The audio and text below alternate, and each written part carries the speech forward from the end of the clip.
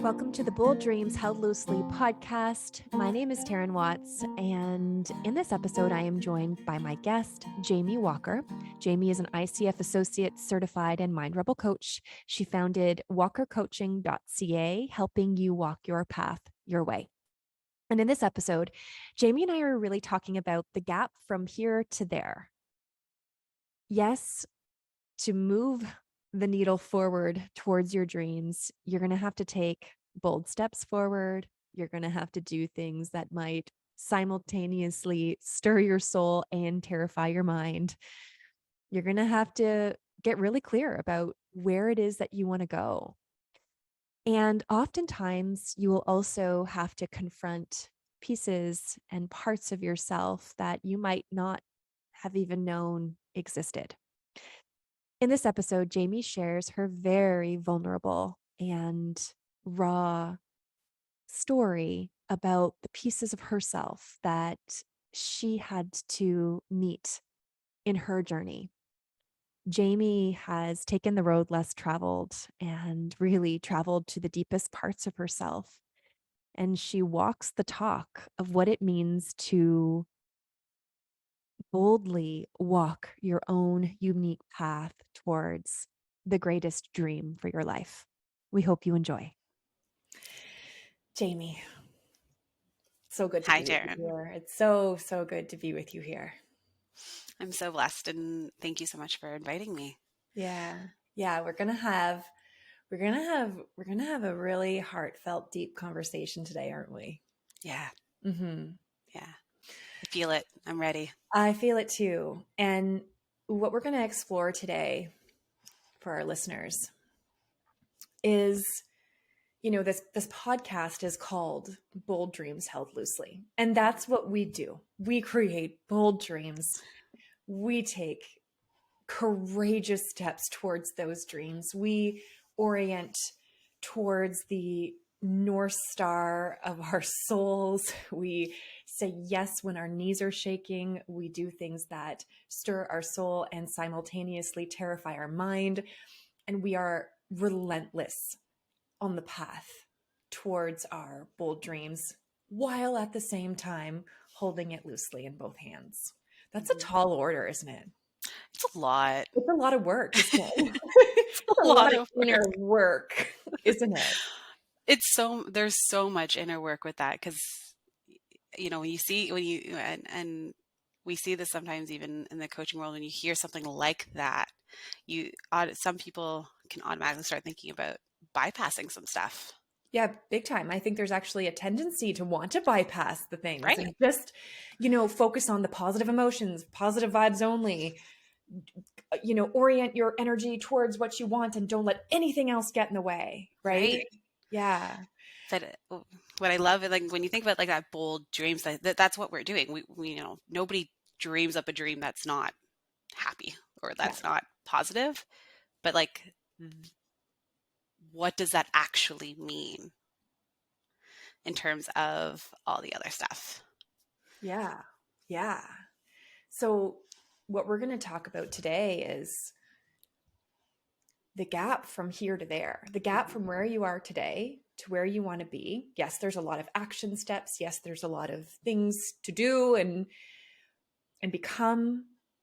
But the gap from here to there also represents all the healing that cannot be bypassed. No. That actually is vitally necessary to be with, to sit with, to look at. Yeah. And having watched and witnessed your journey over the last year in the MRA, a lot came up for you. Yeah.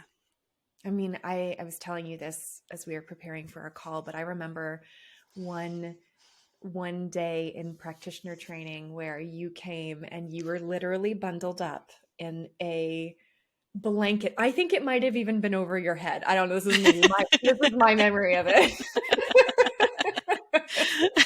But I just remember you in the depths of the healing, but you were there. You were showing up. You were in the muck, we talk about the butterfly and the transformation that a caterpillar goes through. And when they're in the chrysalis, they actually turn to complete mush. Their body actually turns to mush before it reforms.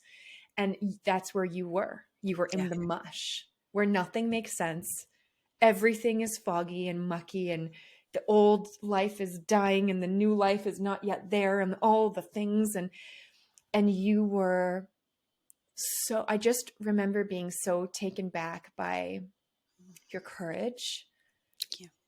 And your, again, that relentless dedication to yourself. Thank you.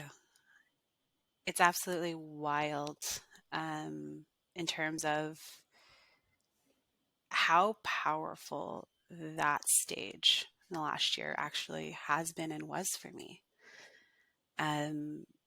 One thing, and it does link back into that bold dream, because when you start tapping into your more authentic self, it's hard. I'm trying to find the words for it in terms of it's incredible what you don't know. And that's what happened. Oh, tell me more about that. So, I getting into the MRA, tapping into taking a real hard look at everything in terms of all the different selves that are there, our guard, our authentic self, our mind rebel. And I was doing like the work to do that. And then when you feel like you're like, okay, this is good, I'm getting somewhere, I'm learning more about myself, it's like, for me personally, it's like my inner child or my body actually released some stored traumatic memories. And that's what happened. And so when you saw me cocooned, I was processing some major trauma. And it came out of nowhere in terms of there's absolutely nothing on my path that I could have like foreseen this happening. It was a shock and a surprise to learn, but it came up at a time when it was almost like myself and my body was like, okay, we're ready to let you in. And if you remember, you coached me in the first part of the training, and my thing was about, I wanted to be more vulnerable with people because I wasn't feeling it. But in truth, I wanted to learn how to be vulnerable with myself. And once I started doing that work and taking those layers off, I learned that there's parts of my story that I didn't even know. Wow. Wow.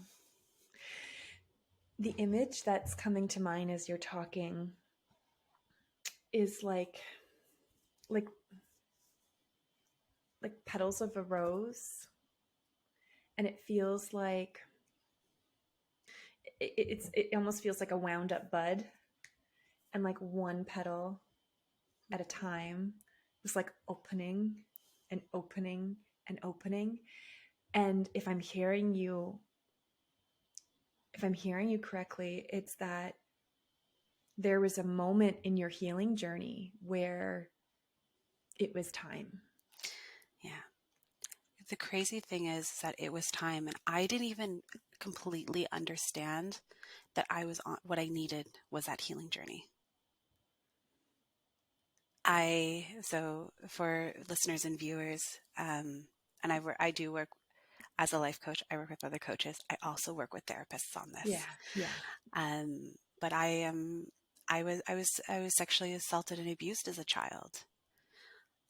That is something that is so traumatic that our bodies and our brains do this amazing thing where it protects us so incredibly well that we forget when we go through that trauma. And it was buried so deep within me that I had absolutely no idea. I was displaying signs of somebody who had been through something like that. And I had amazing therapists who never pointed it out, but just guided me and give me resources to keep digging. So when I got to when I was going through that process with the MRA in a group, it, it, it was such a surprise to, I was actually in the middle of some intimate things with my partner, and it all of a sudden bursted through this memory. And Wow. it was wild, scary, like anything and everything that you could think about. And it also right away, I knew that it was something that had to come through to work with and to really take a deep look at it. Yeah. Wow, Jamie.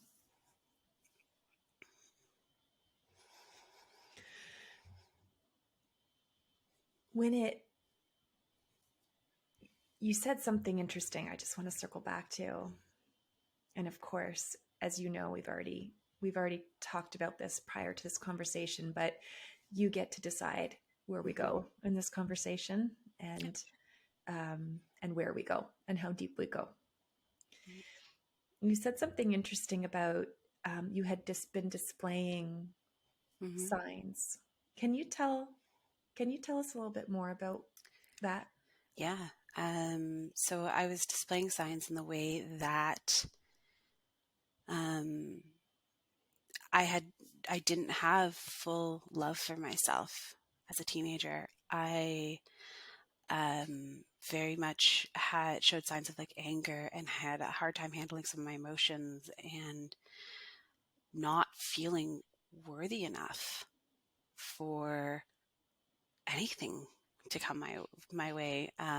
Very fearful of like, and this stuff's still displayed as in my professional career and things. I'd have to it was like whack-a-mole with these depressive feelings, which is that's not necessarily sustainable. It was not sustainable for me. Mm-hmm. It's exhausting. Mm-hmm. You're just getting the surface stuff taken care of as you're whacking the stuff down. Yeah. And not like digging to the weeds. And so there was a point in your healing journey where it's like the rose petal opened and it was time. Yeah. And it came flooding in an instant. Then what happened? Oh, so many emotions. I cried for at least a couple of days on and off and held myself so gently, which is why I still showed up wrapped in the blanket. Wrapped in your blanket. Yeah. And I made sure that, I didn't share my story with anybody until I was ready to be like, this happened to me. Other than my partner, because he was there when it came through. And I remember feeling so incredibly lost. But also, it was like new light got shone in my path in terms of, in ways that I had shown up in the past because I couldn't hold space for myself. There was such a deep forgiveness. Wow. For myself. And I was so incredibly grateful for that little girl who went through that, to the adolescent and teenager who continued to still do the absolute best that she could, and to that 20-year-old too that went through all of this too and still holding all of this pain but still always wanted the best for people. And because this is trauma that people, this is life-ending trauma that happens. Mm-hmm. And I by no means blame anybody for how they cope with it. But I was so grateful and just astonished with my own story that I still continue to choose to see people as good people. And I actually got into life coaching before that. And I was that's how we met, was marketing consulting. And I did that for businesses. And, I still did amazing things with my life. And that there's something to be said about when you look at childhood complex PTSD, which is what happened to me. And there's many other things that have happened in the past too, is that I still showed up in my life. And I will forever be grateful for that warrior. Yeah.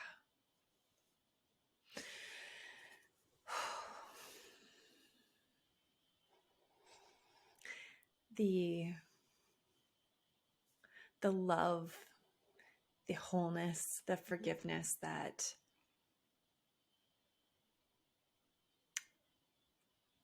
you have, that has come flooding in through this experience is just, it's just breathtaking. Yeah. That's a lot to take. Yeah. But it is.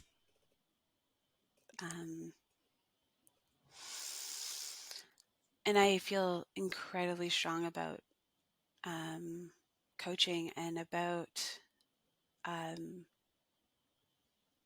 loving all of our parts. And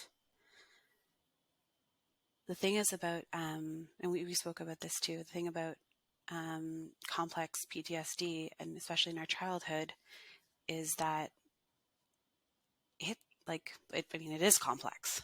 Mm-hmm. And I was actually thinking about this before our call, and what kind of makes it so complex. And I'll loop it back into coaching, is that when we are children, while it is survival and ego somewhat driven, and we're a little bit more egotistical usually, but we're also our purest authentic self oftentimes when we're young. We are, aren't we? We are. And it is, to watch children play and Mm-hmm. see and learn and all this stuff, all of these amazing qualities that we as adults need to try and incorporate more and more of so we can grow. But when trauma happens to a child, basically what happens to a human is that when they're at their most authentic self, this trauma happens. Mm. And that's where you're like, all of a sudden you're like, my authentic self wasn't loved, wasn't heard, wasn't seen, wasn't cherished. And it goes, and so you get all of these other like coping mechanisms that happen to try and survive. And that is nobody's fault. Like, we're just literally trying to survive. And I remember sitting with my partner, and we'd been seeing each other less than a year, and all this came up. So like, kudos to him for holding all of this. And I said, look, this is traumatic, and I don't know how I'm going to cope with this yet. I don't know what the healing looks like yet. I don't know what all the emotions are going to come out yet. But I'm dedicated to this path and to keep going, because there's something that needs to be seen for me. And honestly, I don't know who I'm going to be at the end of this. Mm. And he just said, okay, we do it one step at a time. And truth be told, I don't even know what's the end of like my next phase either. And we none of us do. But there is something there goes back to that coping mechanisms. You start peeling back those coping mechanisms, and what you thought was your authentic self was a coping mechanism. That's Oh, scary. fascinating. Yeah. Yeah.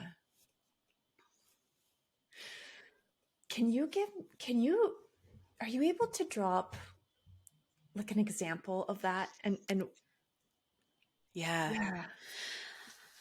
Okay. Trying to think of it. So a coping mechanism for me, especially in that whole entire thing of not being seen. Mm-hmm. Um, I developed a very strong personality. Like, you don't tell me what to do. I Mm-hmm. control this. Mm-hmm. I do, like, so I needed the control. I needed my voice heard. I needed all of these things. And so the world actually rewarded me for that. I was seen as a leader. I was seen as someone who always knew what to do, a plan, an action, the go-getter, the all of this stuff. But when I started peeling those petals back and then learning that, like, that's a coping mechanism from this trauma of not being seen and heard. And then I was rewarded throughout my life. I was rewarded for something that isn't that's not authentically me. So like how, and then you go with that, but then how do you drop what's not yours and that's not aligned to you when you were Yeah. rewarded? And like, you know, am I still going to be taken seriously if I'm not the loudest one in the room? Or no, I was never really super loud. But the most precise when I talk, or like the most always had the plan, always had like backup plans for everything. And like it was really scary. Like, what's gonna happen to my jobs? Like, what's gonna happen to like my friend groups? What am I like this new authentic version is sees the power of that, but also it's like I kind of don't like it. Mm. So like, Wow. yeah. And laying that down. I mean, like in the MRA, we call that the guard, right? Like what you're Mm-hmm. describing is the guard, Yeah. and laying that down without fully knowing what's going to be left Yeah. is it's literally an identity crisis. Mm-hmm. Who am I? Mm-hmm. How will the world accept me? How will I belong here? Will I be successful here? So this story, I so appreciate, Jamie, how you're taking us through the different petals here. Yeah. These confronting these coping mechanisms Mm-hmm. and laying them down. What came next? I think a lot of, what came next is actually the realization of like, so okay, so if that coping mechanism's not yours, then what feels right? Like what came next was kind of like, well, no, your authentic self is extremely wise, but is also very like, she doesn't have to chase. We have the actions, we have the tools to do what is necessary, like have plans, Mm-hmm. but she attracts. She doesn't Ooh. chase.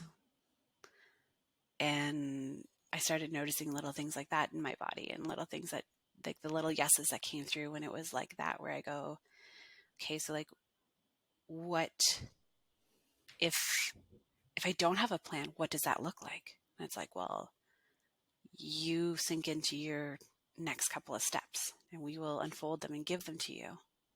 Hmm. I say we, I mean the authentic, and when you're Yeah. working with, also I like that dance with the universe becomes even clearer and easier as you unfold and lay down some of those shields and some of those weapons.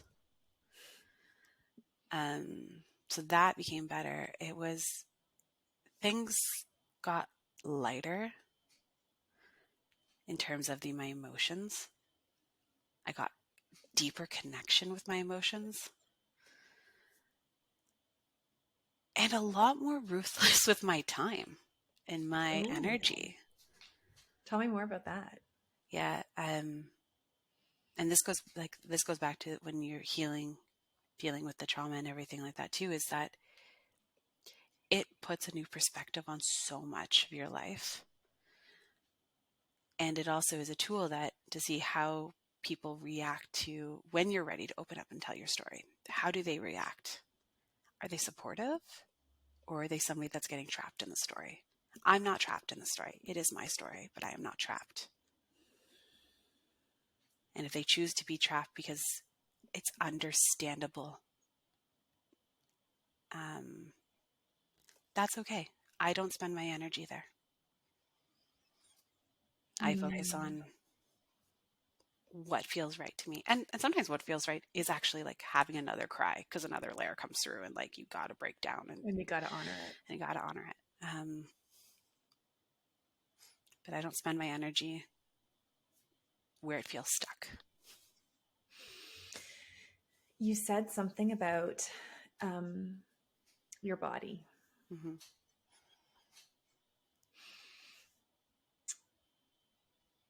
This connection to your body and this knowing that lives inside of your body that you've been cultivating and growing over the last year. Tell me a little bit more about that process of trusting your body and what it knows, what it believes, what it wants. Yeah. We're still working on that. Yeah. There's something that happens whenever when I'm triggered, where my brain leaves my body. Mm-hmm. I disassociate. Mm-hmm. And I'm learning. I had a really powerful thing happen a couple weeks ago that was triggered because of sexual assault and victim blaming. And somebody decided to let it be known or say something about victim blaming, and I disassociated, understandably. And when I removed myself from the situation, I called my brain back into my body. I said, it's safe. We're in a safe environment. You can come back now. And the minute I dropped back into my body, I broke down in tears. Wow. And I was like, I've just been that was enough to feel like I've been re-traumatized. Mm-hmm. And this is why. And I'm holding this space for myself. And the next steps are going to have to be for me. But it was that feeling of disassociation, and then realizing and dropping back into your body, and just the overwhelm of tears and sadness, and that just came, and it needed to come out, because otherwise it manifests in other ways. And when we say, I love hate that manifests in other ways, because you hear it throughout our community. But the way that I have seen it in the past is through aches and pains and things like that. And what was interesting is that when I learned about my childhood and what happened to me, I actually got pain in my hip, and I actually had to physically go to a chiropractor and physiotherapist and a massage therapist to work this out. And I started learning more about where trauma sits in the body and researching it more. By no means am I an expert. This is purely my own journey and like learning just for me. And when it comes to sexual trauma, it is stored in the hips and the back region. So it was almost like my brain remembered, like my body released it. I remembered it. And then the body was like, okay, now we can show you.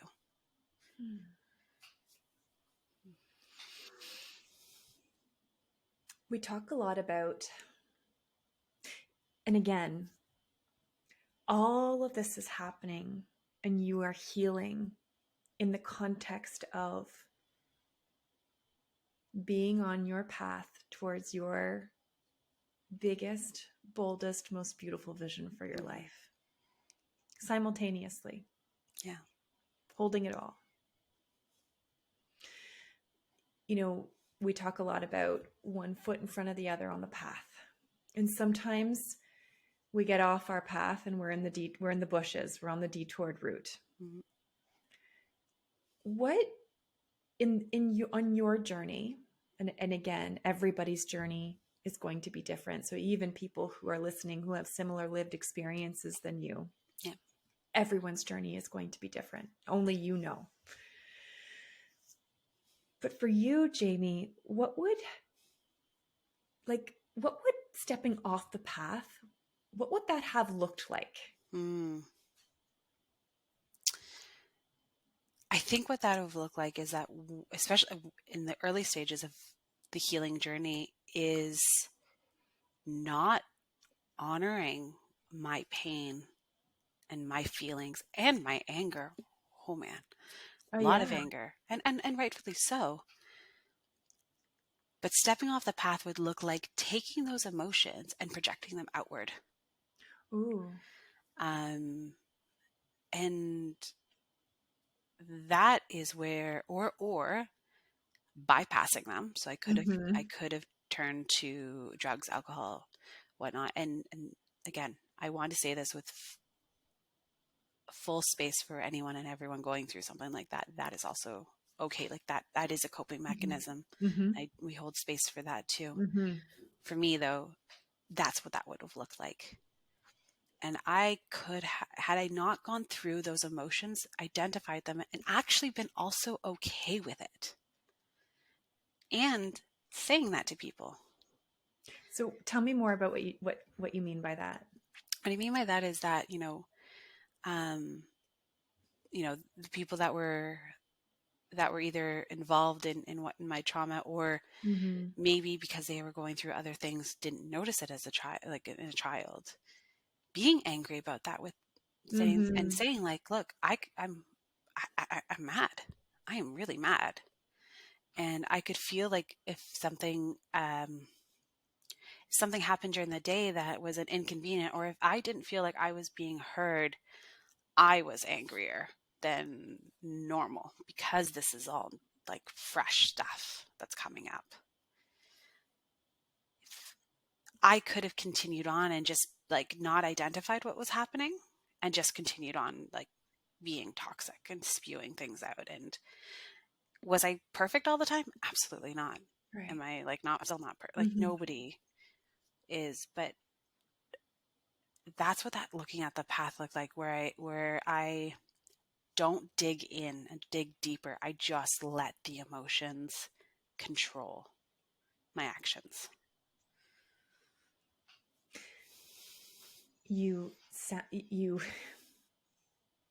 sounds like you so purely, devotedly honored every single little emotion, feeling, wave that came to you, and loved yourself through every moment of it. Yeah. And continue to do so, because this is... And continue to do so. Yeah.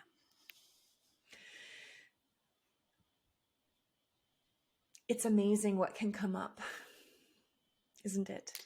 It is.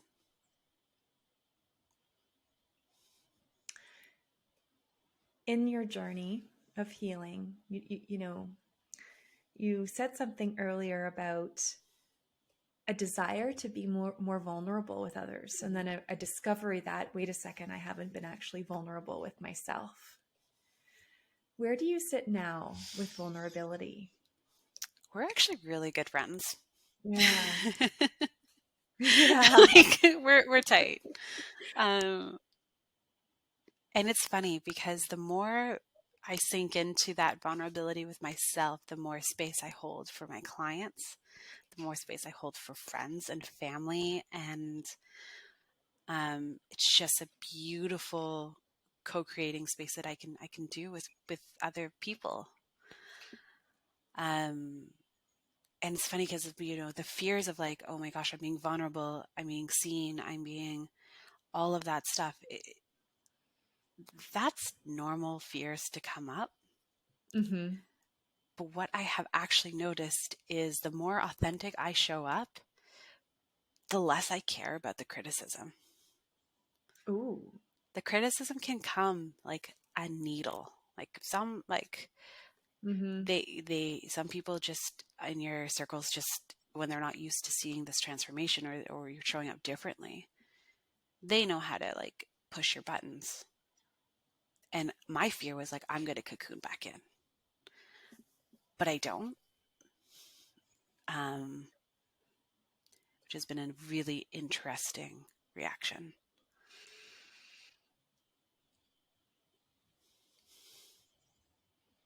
We often talk about becoming the version of yourself that's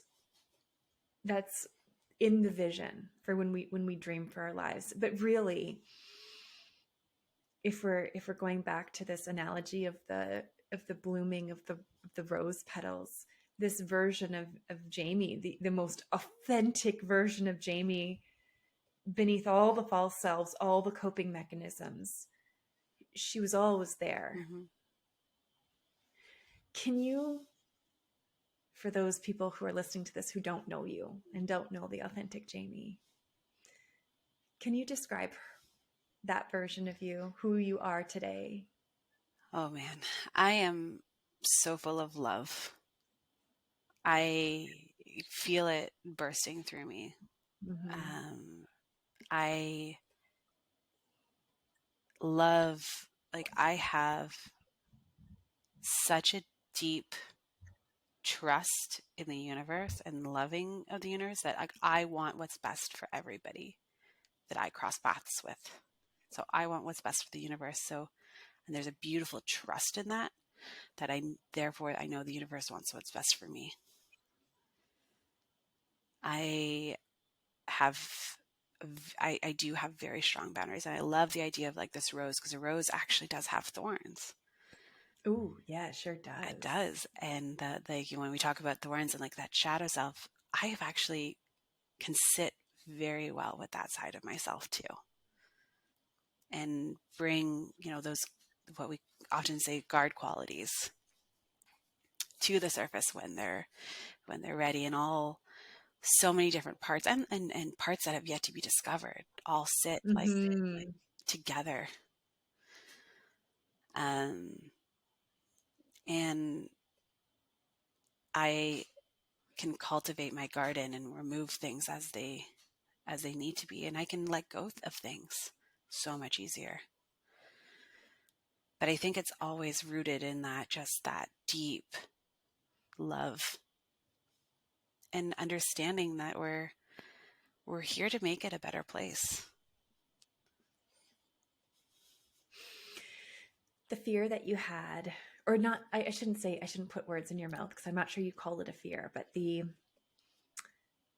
discomfort perhaps that you had around when this was surfacing, with your boyfriend and those you love, and in the discomfort of, I don't know who I'm going to be at the end of this healing. I don't know who I'm going to be.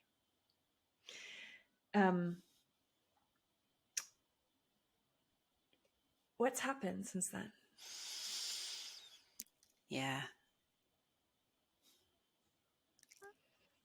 I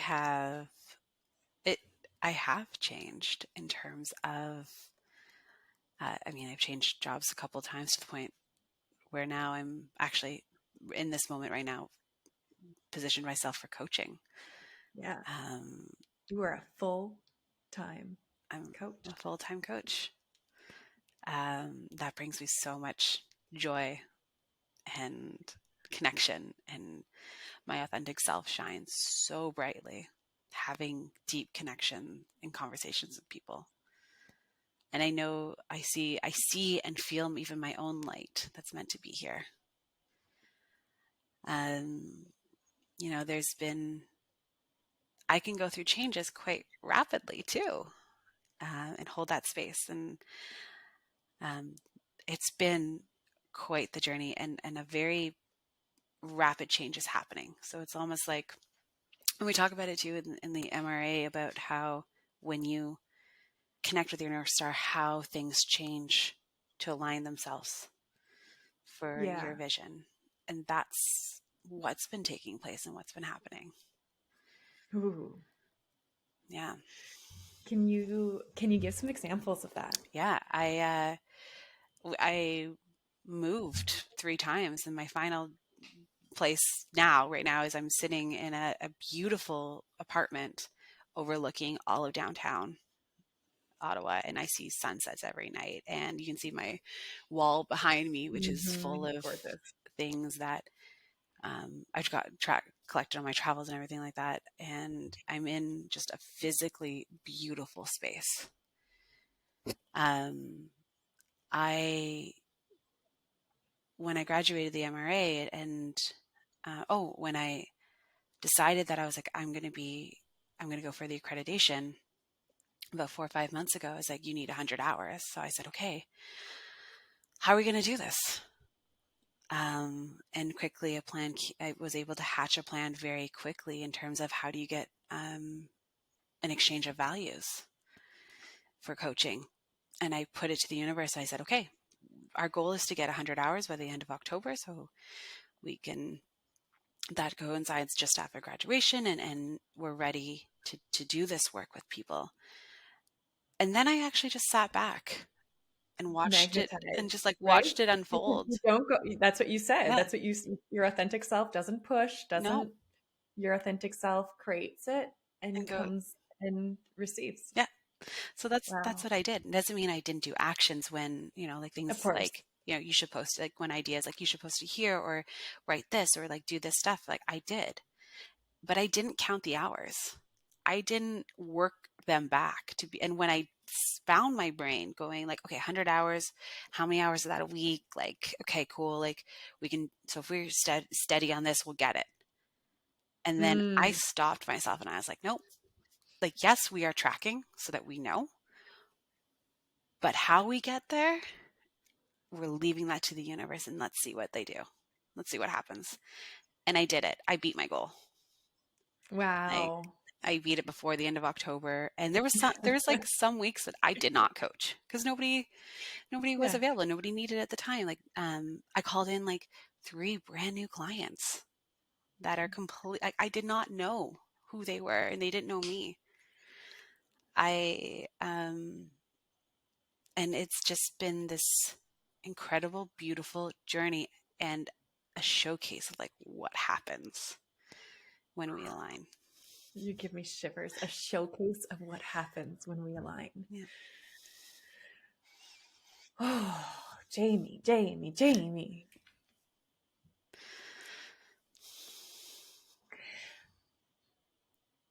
Okay, so we talked a lot about the healing and the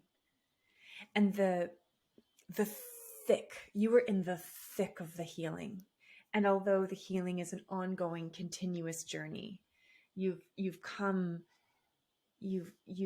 moved through the thick of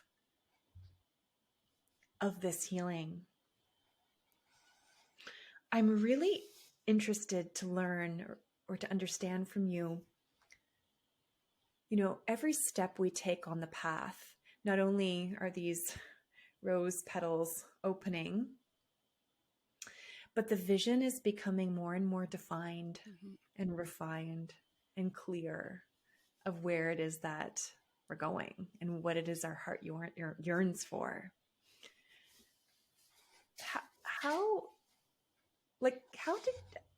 I'm just imagining, I'm literally envisioning you walking your path, Jamie. And at one point you've got your blanket wrapped around you, and other points you're like, free, and it's windy and turny, and we don't know every step, but you're just so committed to taking those next best steps.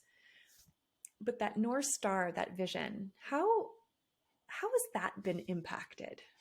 Or how has that become more refined for you? It's a really good question. And I'm going to have to maybe take a moment Yeah. to think about this, because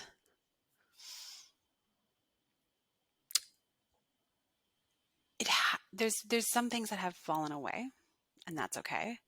Like Pieces of the pieces of the vision. vision have kind of like Oh, oh, okay, cool. like that's not,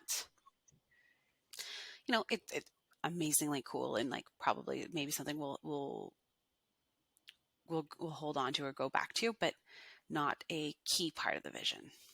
Oh, okay. Fascinating. Yes. I can relate to that. I think that's why my mind is, I can really relate to that. Yeah. Um, because the vision has actually kind of gotten, I created it, and I had some like very pinpointed things in it, but now it's almost broadened a little bit more. So I know that I want like connection. I know that I have some deep wisdom to share with people. And I am called to create space, things, potentially books, talking, all of that beautiful things. And I'm continuing to understand that and know that. But I've taken a step back in terms of, doesn't have to be like a normal physical thing. It could be, who knows what that looks like. But my vision is I am called to help others align with themselves, and to heal and to trust in their North Star. Mm-hmm. And as you're talking, I just can't help but see you fully expressing your vision, like right here, Mm-hmm. right now, today. Yeah. I so believe that every single human on this earth is a change maker. Yeah, I agree with you. Yeah.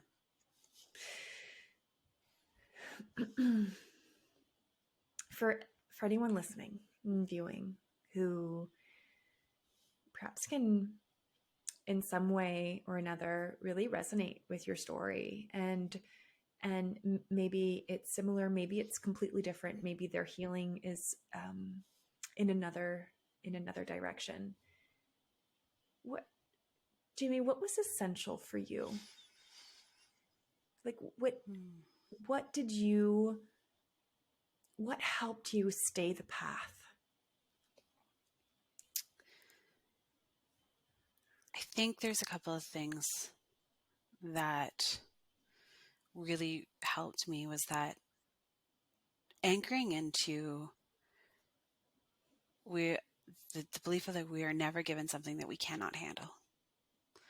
Mm. Doesn't mean that it's not going to be hard. And there was throughout even when I was in the depths of the healing, was just these beautiful whispers of my heart just being like, okay, one step, just keep going, and just hold this space.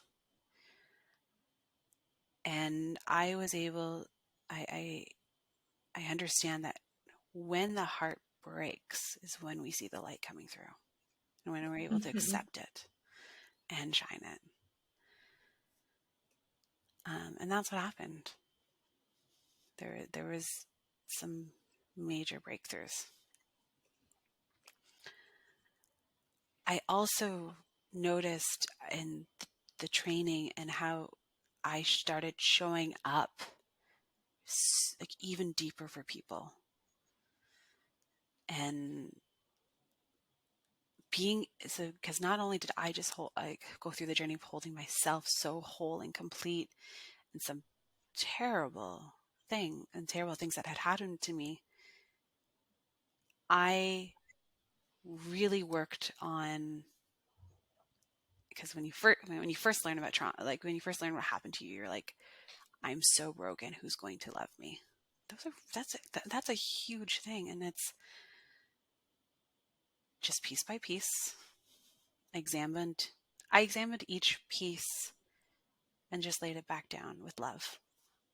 And I continue to do that, and learned my story, learned my more about my authentic self and my core, and brought that young child now into this world now where she is protected, she is safe. My boundaries are so freaking strong, and if you cross them, like that's Like that thorn in the rose. it's that, Yeah. yeah, You better handle that right. exactly. And Yeah. so she has space now to create and dance and laugh and enjoy, and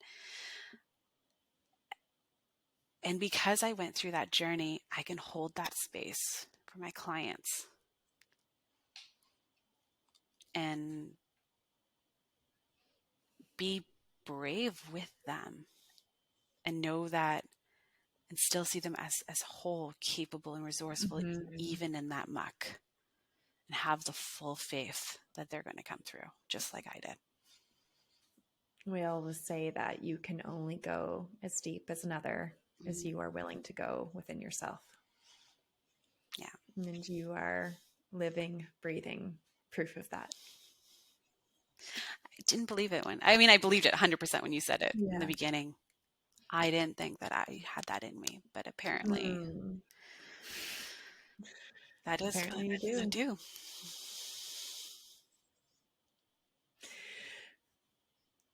My final question for you, Jamie. What do you know now about yourself that you didn't know before?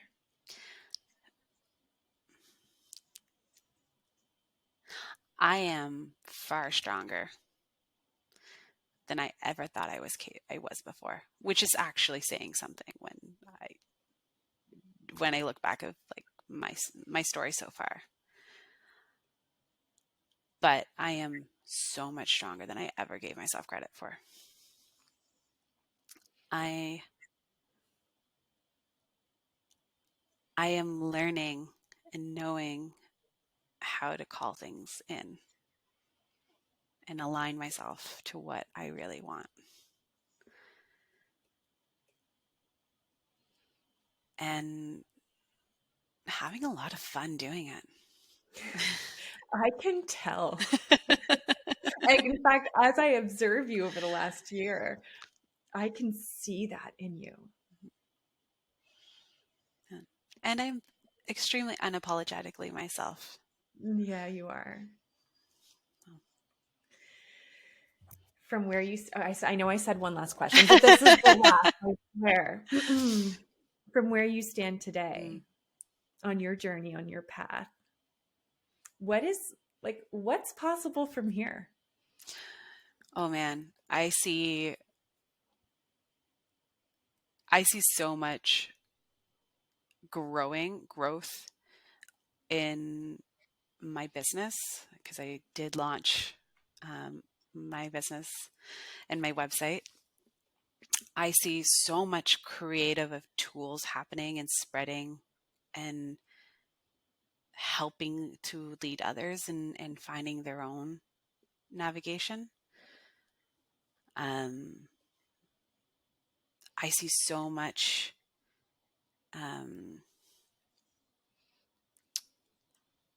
abundance coming in, because I broke that cycle of I'm not enough to holy shit, I am like more than enough and a warrior, and did all of this while like under the thumb of something I didn't even know. Yeah. Imagine what I can do now. Wow. And I say this, it's going to sound silly, but I say this very humbly too. I do not need to be the strongest, loudest voice in the room. There's no need for that. We're not in competition. And I have nothing to prove.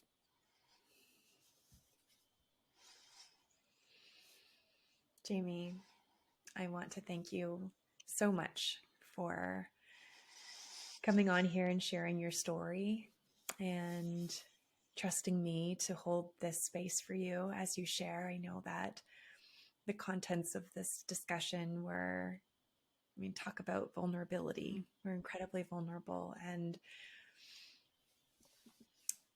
I just want to thank you from the bottom of my heart for sharing that here with us all. Thank you, Taryn, for creating this space and bringing together authentic stories in this platform. It's going to do incredible things for people. Thank you so much for listening. For more information, you can visit our website at www.themindrebel.com or visit us on Instagram or Facebook at the_mind_rebel_academy. And these links can all be found in the show notes below. If you like this episode, we would be so grateful if you shared it with your fellow bold dreamers.